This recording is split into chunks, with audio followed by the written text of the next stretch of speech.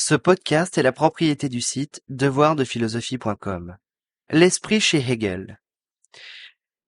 Hegel fut l'un des penseurs les plus influents du XIXe siècle. Il fut l'auteur du plus ambitieux système d'intégration de toutes les doctrines et événements de l'histoire dans une théorie spiritualiste. Une telle visée n'impliquait rien de moins qu'une explication complète de la réalité elle-même.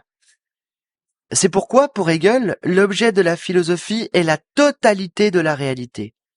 Celle-ci se comprend d'abord comme absolue et est précisément esprit, Geist en allemand, en tant que totalité du processus de développement de toute chose.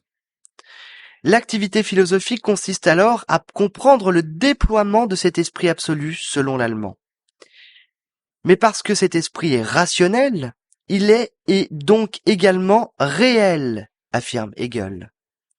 Ce processus est dialectique en ce qu'il passe par des étapes nécessaires, certaines étant négatives et d'autres positives, vers un accomplissement, une finalité.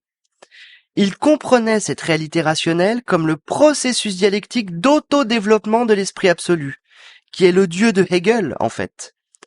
En outre, il la pense en œuvre dans le monde par l'intermédiaire de l'histoire de l'humanité. Réalité donc qui passe par des crises et des guerres pour s'améliorer progressivement.